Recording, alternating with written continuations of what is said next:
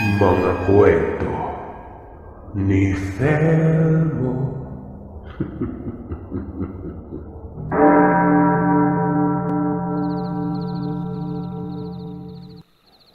Mapagpalang araw sa inyo, Sir Seth. Ako po si Jana. Napakaganda ng boses mo at ngayon pa lang ay nagpapasalamat na ako kung ibabahagi ninyo sa channel mo ang aking karanasan. Ikaw na ang bahalang magbigay ng pamagat. Ako si Jana, 16 na taong gulang. Nais ko lang ibahagi ang aking karanasan noong grade 4 o grade 5 na ako. Meron kaming dating inuupahang bahay at ang bahay na yon, napakalaki. Magulo na parang puzzle ang disenyo. Maraming paliko-liko at mga pinto at mga kwarto ang bahay na yon. Bali-balita na may naninirahan ng mga multo. Walang nagtatagal sa paupahan na yon. Isang maulan na gabi habang nanonood kami ng TV, ay may naririnig sila tita na kokak ng palaka. Napakalakas ng tunog na yon. Tiningnan naman ang ingay na yon at nanggagaling sa malaking gintong palaka umano. Nagulat sila kaya papunta rin ako nun doon. Nakita ko rin yon. Nakita namin na nanggagaling ito sa malaking puno ng mangga. Nasa tapat ng bahay ang punong mangga na ito. Sobrang laki at malakas mamunga nun. Nang lapitan namin ito ay bigla na lamang nawala ang gintong palaka na yon. Isang araw, papasok noon ngunit ang school ay walang pasok kaya pinauwi kami. Tapos sinutusan ako ni na mama at tita na maglinis ako. Ginawa ko namang maglinis ng silid. Habang naglilinis ay nagpapatugtog ako ng paborito kong kanta. Lumipas ang ilang minuto. Pagkatapos kong maglinis, sabi ko kina tita at mama, matutulog muna ako gawa ng maaga naman akong nagising noon. Pumayag naman sila at doon na ako natulog sa silid na yon. Binuksan ko ang aircon. Nanaginip ako noon. Nagising umano ako dahil sa tinatawag ako ng isang babae. Ayon sa kanya, sumama umano ako sa kanya. Tinanong ko kung saan. Ang sagot niya, basta. Dali-dali naman akong tumayo at sumunod sa kanya noon.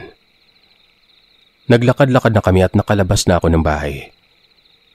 Tumigil kami sa tapat ng puno ng mangga. At sa maniwala man kayo o sa hindi, bumukas ang lagusan sa puno ng mangga na yon. Pumasok kami doon.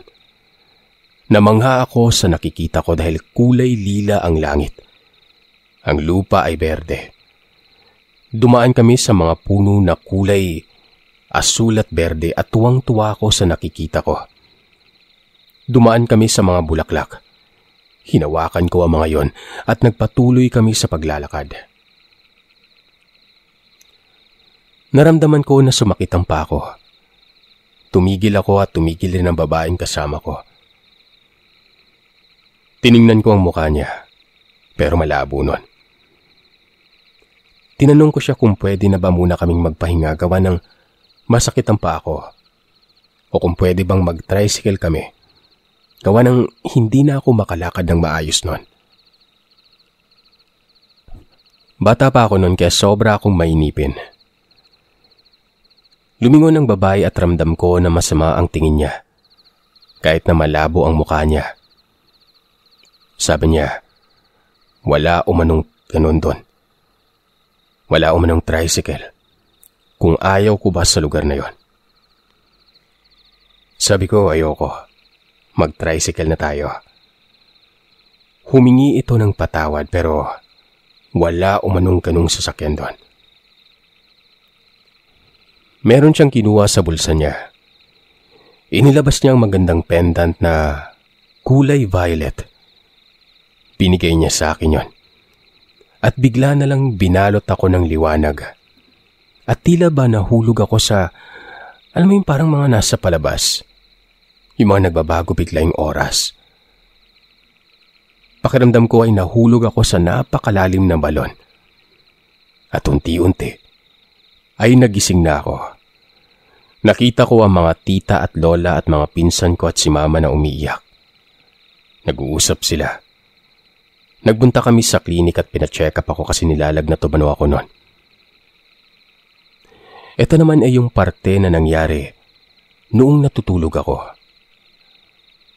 Tanghali umano, sabi ni mama, gisingin na ako gawa ng 12:00 na at kakain na. Tulog na tulog pa rin umano ako noon. Hindi magising-gising. Umabot na ng 2:00, wala pa rin. Nagpuntahan ng mga pinsan ko. Nilabas umano ako ni na mama sa sala. Doon nila ako nilipat. Umabot na ng 10:00 ng gabi. Hindi pa rin ako nagigising-gising. Maya-maya pa, tila ba naisip ni mama na may hindi magandang nangyari sa akin. Naganap ito ng pulang damit. Sumunod naman si tita. Pinalitan na ang mga suot ko pero hindi pa rin ako nagigising noon.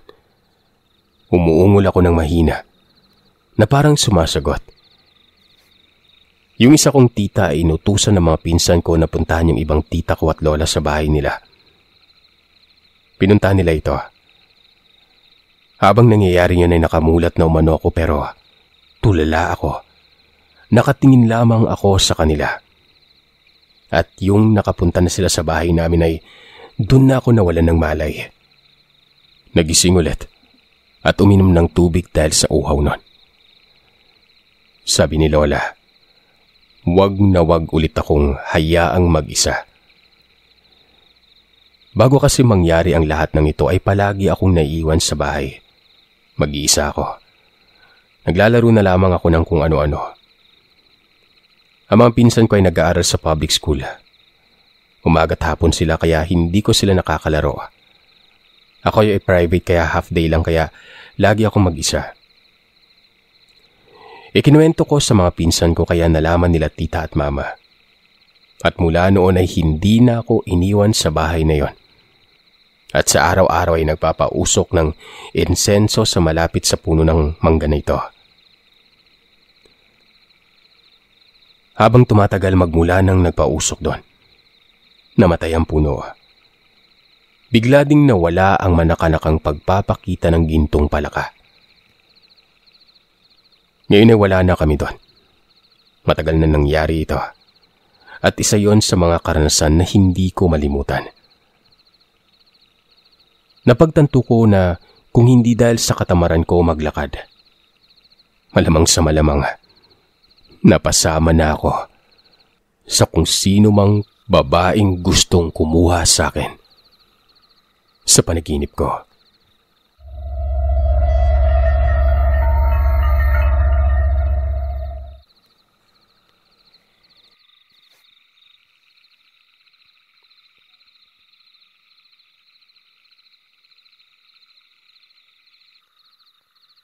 Hello, Sir Seth. Una sa lahat ay salamat kung sakaling mapipili mo itong aking ipinadalang kwento. Kung medyo hindi maayos ang aking pagkakasalaysay, pakiayos na lang. Ang hindi ko makakalimutang pangyari sa aking buhay ay naganap nung ako'y mga nasa edad 8 o 9 na taong gulang pa lamang. Siguro nasa taong 1997 o 1998 nun. Dito sa isang sitio sa Barangay Baesa, sa Quezon City. Tandang-tanda ko pa noon na ako'y naglalaro noong mga panahon na yon sa labas ng aming bahay. At nang makita ko ang lalaking kapatid ng asawa ng tita ko, na hindi naman gaano kalayo ang agwat ng edad namin sa isa't isa. Siguro ay nasa 10 taong gulang siya noon. Pangalan po niya ay Resty. Siya yung batang laging nambubuli sa akin at siyang kinaiinisan ko. Lalo't pag nagkikita kami o nakikita niya ako ay lagi akong pinagtitripang bisitin nun. At kapag mapikon na ako, magpapahabol siya hanggang sa umiyak na lamang ako. Minsan nagkakasuntukan pa kami pag nagpang-abot talaga. Kaso sa sobrang laki niya o medyo chubby siya at ako ay payatot, Lagi akong talo at umiyak sa huli nun. Nung makita niya ako, umiral na naman ang ugali ng Resty na bisitin ako. Sinikap niyang guluhin ang aking paglalaro hanggang sa mapikon na ako at sa inis ay hinabol ko na siya para gantian ng suntok pero sa liksi niya ay nahirapan akong habulin siya hanggang sa umabot ang aming habulan sa isang lugar sa aming sitio. Sa isang kawayanan at wala bang kabahay-bahay nun. Agad siyang nawala sa paningin ko kaya sinikap ko siyang hanapin para gantihan sa ginawa niya sa akin.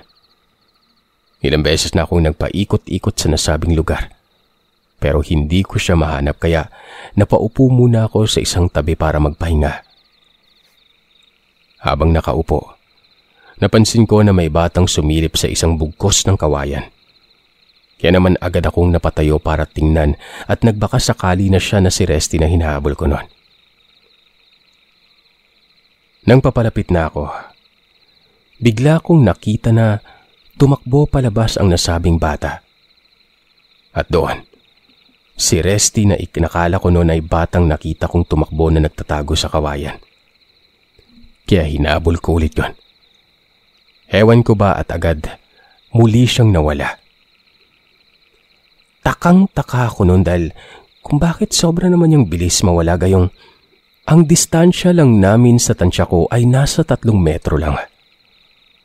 Sa inis ko ay nagdesisyon na lamang akong umuwi at naisipan na isusumbong ko na lamang siya sa tito ko, yung kapatid niya, o sa papa ko para mapagalitan. Sa pagtalikod ko sa kawayanan para uuwi na sana sa bahay namin, nagtaka ako kung bakit yung paligid ko ay biglang nagbago. Napunta ako sa isang lugar na one-way ang daan. As in pang isang tao lang ang pwedeng dumaan doon.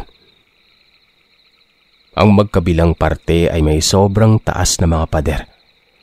Tapos ang dadaanan ko ay maitim na tubig o kung may ahambing ko ay isang mahaba at tansya ko'y malalim na kanal. At sa dulo ay ang nakikita ko kulay puti o liwanag lang. Siyempre bata pa ako noon. Wala pa akong alam sa mga ganong pangyari. Wala akong pagpipilian. Kasi yun na lang po ang kailangan kong daanan noon. Kaya ang ginawa ko, ang 2 paa at kamay ko ay sinikap kong itukod sa magkabilang pader. Dahan-dahang umusad para maabot ang dulo ng dadaanan pero makailang usad pa lamang ako. Nadulas ako at nahulog sa nasabing kanal na yon. Hanggang ngayon ay damang-dama ko kung gaano kalalim ang pagkakahulog ko. Panay kampay ako para makaahon pero lalo akong lumulubog. Yung tipong nawawalan na ako ng pag-asang makaahon nun. Walang ano-ano ay bigla na lamang may lumitaw na 2 maputing tao. Para silang nakalutang. Hindi ko makita ang kanilang mga mukha. Pero tanda ko na yung isa ay anyong babae at isa ay anyong lalaki.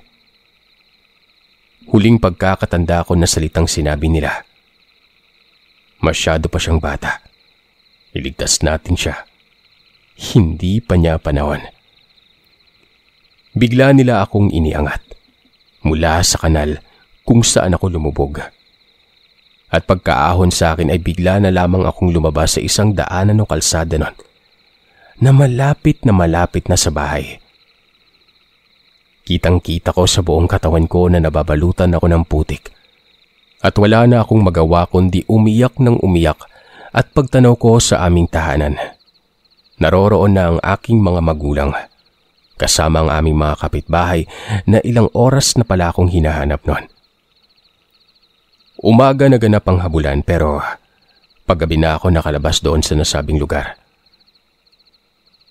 Todo sermon at pinalo din ng todo ng aking tito ang pasaway kong kababata na si Resty dahil sa nangyari sa akin. At mula noon ay hindi na niya ako gaanong inaasar.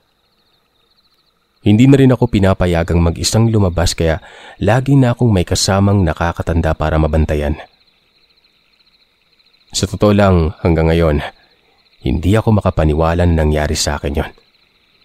At maski sa mga nakababata kong pinsan, maski sa asawa ko at mga kaibigan, pag ikinikwento ko itong nangyari ay hati ang kanilang opinyon. May naniniwala at yung iba, inakalang gawa-gawa ko lang. Nalaman ko na lamang nung nasa high school na ako kung ano ang nangyari sa akin noon. Nung pinaliwanag sa akin noon ng aking namatay na lolo. Ako umano ay napaglaruan ng mga nilalang sa nasabing lugar. Kaya naligaw.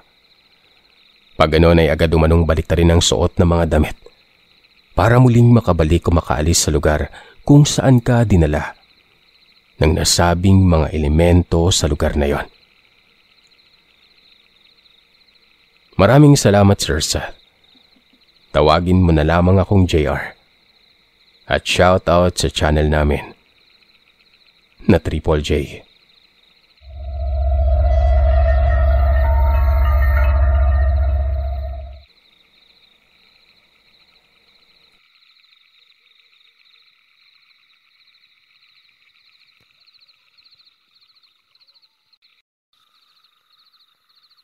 Mapagpalang araw sa inyo, Sir Seth.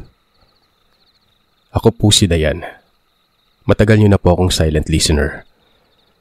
Bago ako matulog ay lagi ako nakikinig sa mga stories niyo. Ngayon lamang ako nagkaroon ng pagkakataon para makapagsulat sa inyo. Ako ay katulad lang din ng ibang sender niyo na sabihin na lamang nating merong third eye pero hindi ganun kalinaw. Malakas ang pakiramdam ko sa lahat ng bagay. Bata pa ako ay may nakikita na akong anino ng babae na laging umuupo sa tapat ng higaan ko. Dahil bata pa ako ay hindi ko pinapansin ito. Kahit natakot ako noon. Hindi kasi talaga ako naniniwala sa mga multo. Hanggat hindi ko nakakaengkwentro ang mga ito. Hanggang sa nagtrabaho ako sa Pampanga nung mag-18 taong gulang ako. At dito ko napatunayan na totoo sila. Pagkatapos kong kumain noon sa isang restaurant ay pumasok ako sa banyo para maghugas ng kamay. Alam ko na mag-isa lamang ako sa banyo dahil lahat ng 3 pinto sa loob ay nakabukas noon. Habang naghuhugas, nagulat ako nang yung pinto sa tapat ko ay pabalag o lumalakas na nagsara. Na para bang may galit na nagsara nito. Sa sobrang gulat ko ay napamura ako at nagsalita na, "Bakit naman ganyan? Nakakagulat ka."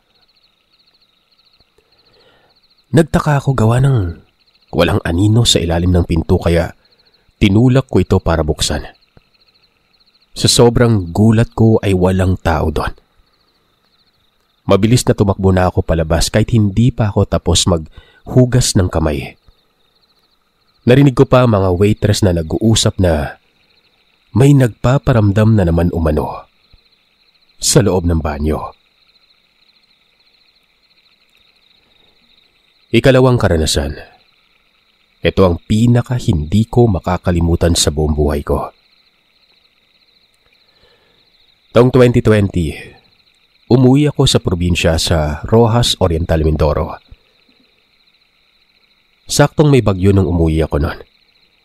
Nag-evacuate kami at ng iba pa naming kabarangay. Ang barangay hall namin ay may second floor at sa itaas kami nagstay noon kasama ang mga bata at mga pinsan ko. Mga bandang 8:00 ng gabi, habang nilalaro ko ang 2 batang anak ng kapitbahay ko na nasa edad 5 at 8 taong gulang.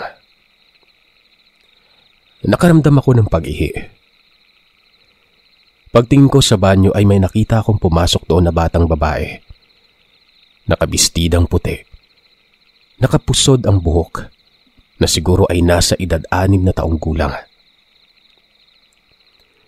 Hinintay ko na lamang na matapos ito pero nasa 20 minuto na ay hindi pa rin lumalabas. Tinanong ko yung pinsan kong lalaki na katukin na ang nasa banyo dahil naiihi na ako noon. Pero kinilabutan ako sa sinabi ng pinsan ko na wala umanong tao sa banyo at walang pumasok doon. Yung dalawang bata na hawak ko ang kamay ay nagsalita rin na may nakita silang bata na pumasok sa banyo.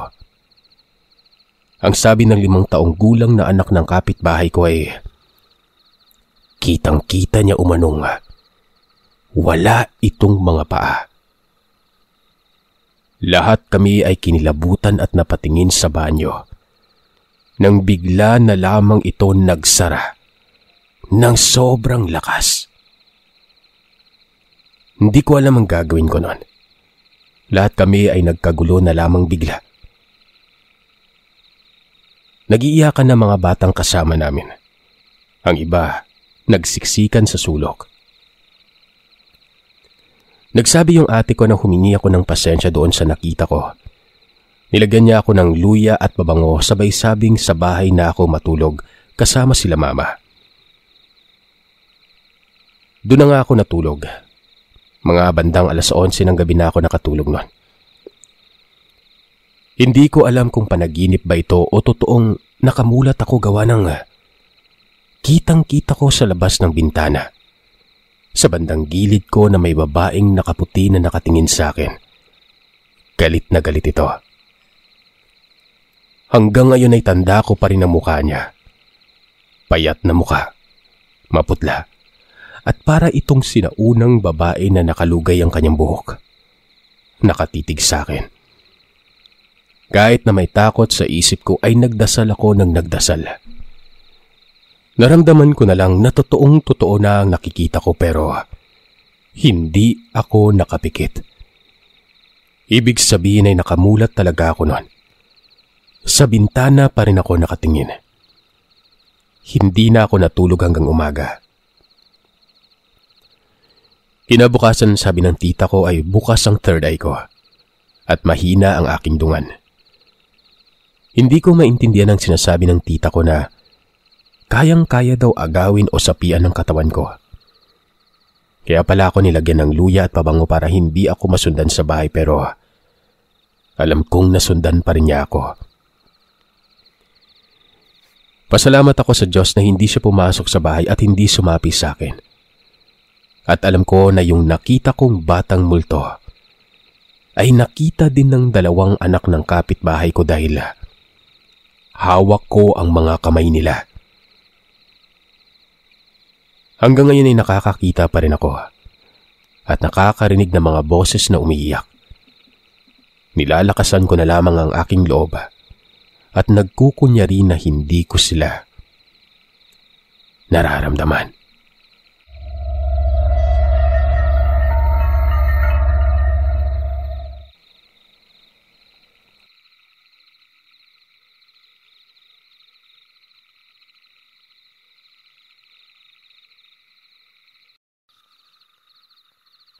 Mapagpalang araw sa inyo, Sir Seth. At sa lahat ng mga tagapakinig ng inyong kwento. Ako ulit si Alvin ng Davao. Isa ako sa mga sender nyo dun sa upload nyo na pinamagatan yung Ilog, Gabi at Aso. Ako po'y nagpadala ng kwentong pinamagatan yung gabi. May dudugtong lamang sana ako at sa kwento ko, lilinawin ko lang na wala akong third eye. Ginusto ko rin dati yan, nung unang punta ko dito sa bansang Japan. Siguro malakas ng pandama ko dati pero ngayon ay wala na akong napapansin gawa ng abala na ako sa trabaho. Pangatlong kwento. Etong mga panahon na ito ay napagpasyan muna namin ng aking asawa na uuwi muna sa Davao sa kadahilanan na naselect na po ako nito or may employer na po ako nito papuntang bansang Japan. Kaya't naisipan muna naming umuwi para ako na lamang ang luluwas pa Maynila pag flight ko na.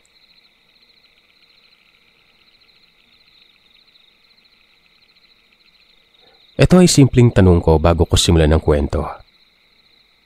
Naniniwala ba kayo sa kasabihan na kapag sa panaginip mo daw, may nakita umano kayong tao na nagmamasid na hindi mo kakilala? Sila umano yung mga elemento o mga kaluluwa na nakatingin at nangamasid sa inyo o sa iyo habang natutulog. Hindi kasi ako naniniwala sa mga kwentong ganyan, pero nung pag-uwi namin dito sa Davao at nung natulog na kami ng asawa ko, nanaginip ako na may nakita akong nakasilip sa bintana na dalawang lalaking nakabarong. Nanlilisik ang mga mata. At sa kabilang bintana din naman ay may isa ding nakabarong na lalaki na nakatingin. Kaya't nagising ako bigla, pero nung pagkagising ko, bigla na lamang akong nanginig sa takot. May nakita akong pulang-pula na kalahating mukha na parang sunog o parang dugo na pulang-pula na nakatingin sa akin nun. Iisipin mo talaga para yung demonyo na hindi ko maipaliwanag. Parang nasa insidious ako na mukha. Dahan-dahan itong nawala sa dilim. At biglang lumiwanag na parang normal ang paligid nun. Nung nakita ko kasi yung mukha ni Sir Seth, sobrang dilim ng paligid. Pitch black yung palibot, kaya dali-dali akong umupo nun. At nagdasal habang nanginginig sa takot. Yung takot na hindi ko mapaliwanag dahil nanginginig talaga ang buong katawan ko. Inisip ko na lamang ulit na isa lamang yung masamang panaginip, pero alam ko sa sarili ko, totoo yun. Kwento naman ito ng asawa ko nung pinagbubuntis niya yung maganda kong anak. Doon pa rin sa bahay namin sa Davao. Yung bahay namin noon ay plywood lang ang dingding. At ang gilid noon ay bintana at sa labas noon ay may puno ng langka.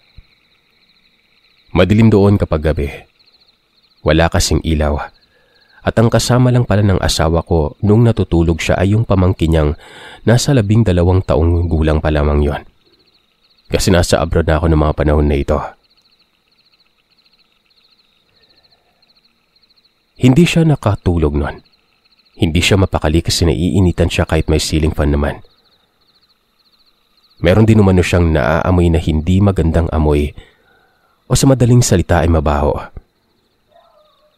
Kaya't ginising niya yung pamangkin niya, pero tulog mantika umano ito noong mga panahon na yon.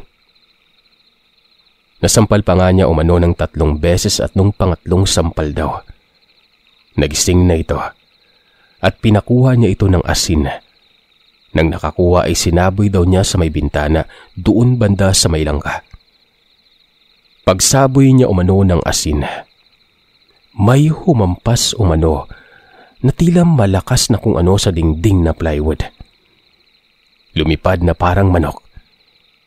Kinabukasan ay sumakit ang tiyan niya. At nung pina-check up niya ay konti na lamang umano ang tubig sa kanyang pinagbubuntis. Kaya napilitan siyang makonfine sa ospital at napaanak siya ng hindi kabuuan ng araw o hindi umabot sa petsa ng kanyang panganganak. Pero sa awa ng Panginoon, maganda at mabait naman yung anak ko na ito. Nung nasa 3 taong gulang nga lang siya ay palagi niyang sinasabi na may mga nakikita umano siyang tao sa may sulok. Pero nawala din ito ngayon. Etong panghuli ay ang konting kwento lang to sa bagong bahay namin. Umuwi ako noong 2019. Sa harap kasi ng bahay namin ay may boarding house at habang nagbabantay ako ng tindahan at nagkakape ay kakarating lang ng kapitbahay namin. Yung nag-board. Galing umano sila sa probinsya. Mag-aalas 7 na rin ng gabi nun. May anak pala siyang mga buwanan pa lamang at iyak ng iyak. Grabe ang iyak ng bata na hindi halos mapakali yung ina. Kasi labas-pasok na ito sa bahay nila para lang matahan ang iyak ng bata. Pumunta na rin yung isang kapitbahay namin kasi bakit umano ganun ang iyak ng bata na para bang iba na. Ako naman habang nakatingin sa kanila at habang nagkakape, bigla na lang may bumulong sa akin na kumuha umano ako ng asin at inapon ko daw sa harap ng pinto nila. Kaya't ako naman ay kumuha ng asin. Pumunta sa harap ng pinto nila para kunwari ay magtanong at sabi ko, "Te, nyari. Sabi niya, baka umano naiinitan. Pero nung pumasok siya ulit sa bahay nila, pinasimplihan kong itapon ang asin ng 3 beses palabas sa bahay nila noon. Hindi ko na sinabi. Iba kasi ang relihiyon nila. Baka ayaw maniwala. Ilang minuto lang ay tumahan ng iyak ng bata at doon ko ulit na pagtanto kung sino ba yung bumulong, Sir Seth. Pa-shoutout pala, sir, sa kapitbahay namin dyan na palaging nakikinig din ng kwento. Sila na kasi yung tumira doon sa boarding house ngayon. At palagi din silang nakikinig sa inyo. Sila po yung bumulong. Hanggang dito na lamang, Sir Seth. Maraming salamat sa inyo.